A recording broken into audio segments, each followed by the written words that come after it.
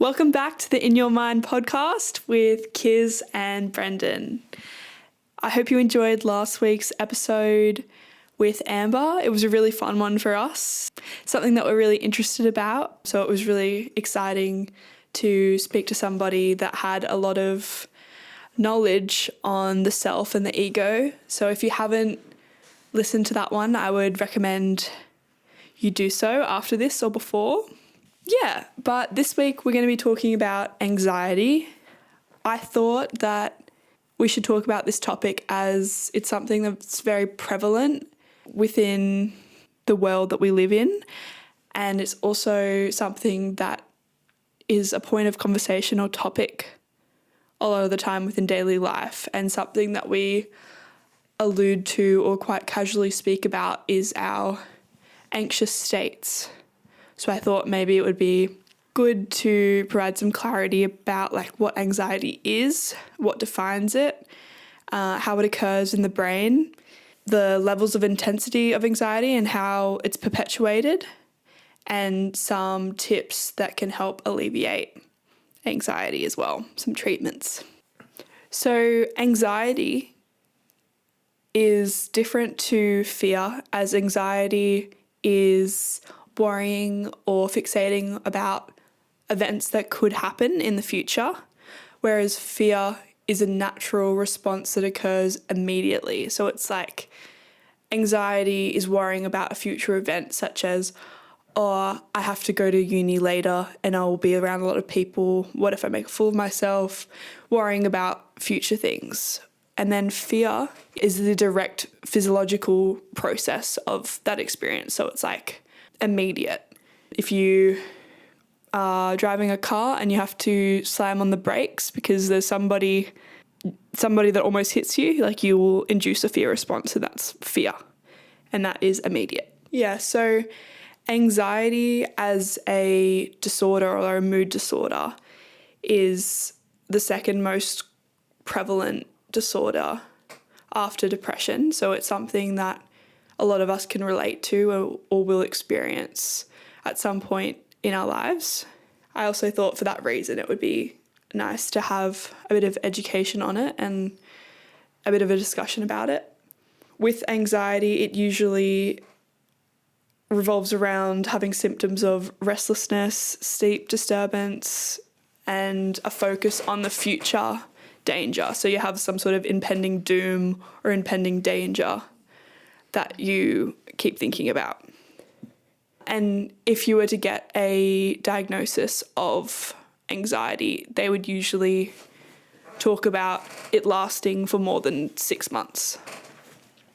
But really, anxiety is something that's very common and that we all have tendencies of, and we could all spiral into anxious thinking. So it's something that is really just a normal state that our bodies can go into when thinking about the future. It's attaching to negative scenarios and then trying to avoid those negative scenarios. Do you want to make the distinction between anxiety and anxiety disorder? Well, the main distinction is there's 5 symptoms that need to be persistent, and you need to be experiencing them for 6 months or more on a daily, frequent basis. So that is the difference between anxiety disorder and just general anxiety. General anxiety is having one symptom or 2 symptoms or parts of the symptoms of anxiety disorder, but only occurring very infrequent. Yeah, you just have some anxious thinking, really.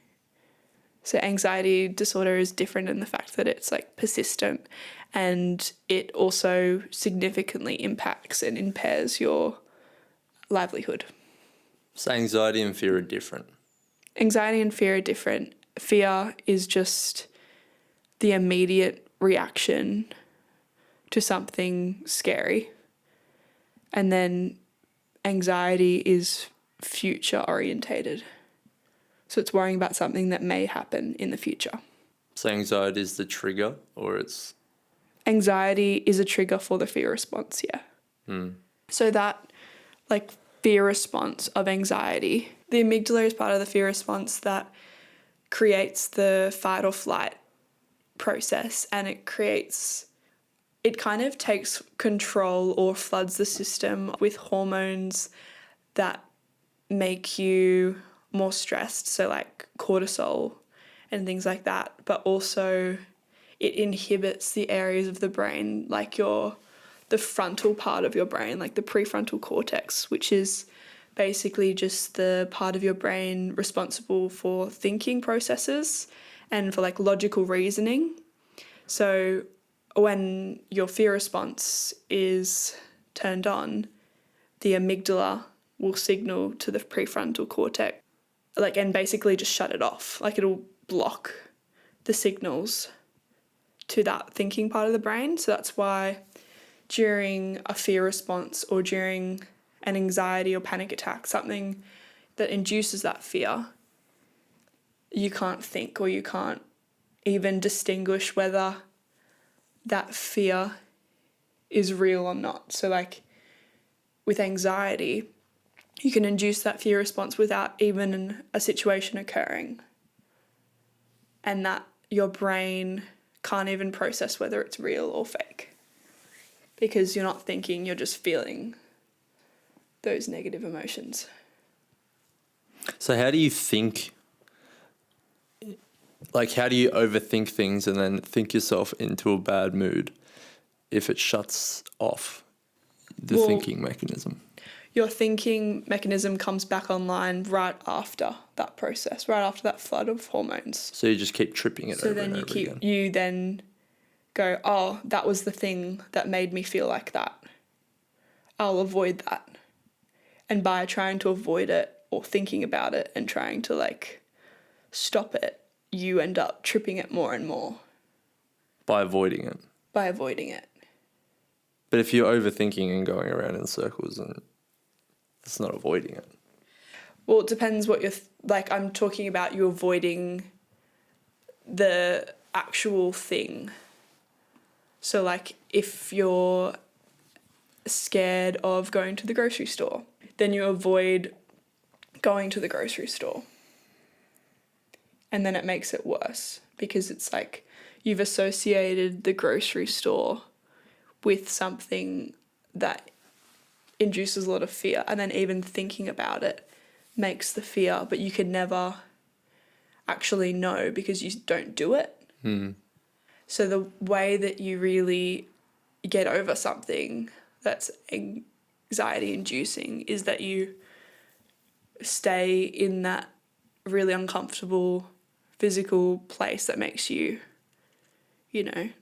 anxious, and then you wait for those emotions and that fear response to pass, and then for your prefrontal cortex, that thinking part of your brain, to come back online, and then you can realise, oh, it didn't actually, like it was fine, like no harm came to me, like it was okay. And by doing that over and over again, you can then de-learn that association of grocery store equals bad. So we all have different levels of intensity of anxiety, or things that can spike anxious thoughts. And there's a theory about the way in which this works, and like how these thinking patterns and processes start to be embedded within us. And it's called the signal detection theory. And it's basically about how your attention towards something in the environment, it's about like how aroused, so how much attention you place on a situation or on a stimulus that has just occurred. So it's like the threshold for something to come into your awareness. Yes. So if I were to see a spider that crawls on the table, what is the level of like close proximity, or what is the level of like close proximity would need to come for me to have an induced fear response? Like how far would it need to come for me to be scared of it, basically. And people with high thresholds basically means they don't have as much reaction to something that could possibly be dangerous. That can also be like maladaptive, like you need some sort of response, evolutionary, and like to live, to be safe. You know, you want to have that there enabled to keep you alive, really. So it's a function of the body to detect danger and to know whether something could be a possible threat or not. But generally in people that have more anxious tendencies or are more anxious, their threshold is lower. So they might just see a rustle in a bush and go, like, that's so scary. And having that heightened awareness of everything being a threat induces more like detection and everything become a threat more often. Yeah, and that can be due to a number of different reasons. Like it could be the environment in which you're in at the moment, or it could be like traumatic events that have happened, or like PTSD. Like there's lots of different ways in which that's kind of like a learnt process. But yeah, you can basically train them or change your level of reactivity through placing yourself in environments that initially induced something scary, and then you learn that it's not as scary when you actually process them and sit with it and realize nothing bad actually happened to you or was threatening. Yeah, another interesting thing with how your threshold is like created, or some of the things that impact your threshold, is your physical capability as well. The more Confidence.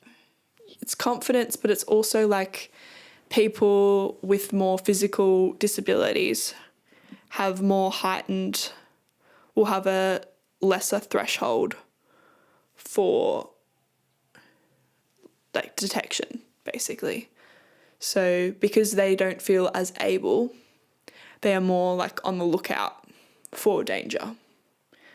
So there can be like lots of different reasons why that has occurred and why that process is there. And usually it's trying to be in your best interest. Like it's trying to help you from harm. So if our anxiety is something that we're wanting to reduce, therefore, if we want to raise our threshold to detecting things that could be harmful for us, if we want to, basically we've kind of alluded to it before, but we want to be in some sort of exposure therapy. So it's just taking one or two steps in the direction of sitting in an environment or with something that finds us anxious and waiting until the fear response is over to then logically realize that it didn't bring us harm. And doing that even on like a small level of uni or the grocery shop or something like that is a bit frightening. It's kind of telling you to step into that more, not to avoid it more. Because with avoiding the situation, it means that we don't actually give ourselves the experience of that thing. Like everything is up to then our imagination of how it could go. We don't even give the experience a chance to confirm or deny that that experience will induce a negative experience. So basically just trying to take a couple of steps into something that you may have been avoiding in order to show yourself and show your body and show your brain that it's actually not that scary, that these things didn't bring harm to you and that little by little you can realize that there's less danger, there's less things that you need to avoid. So that's kind of one way, is like the exposure therapy, or just not avoiding the things that bring you fear about the future, about an event that actually hasn't happened, or an event that logically doesn't make sense for you to be anxious about.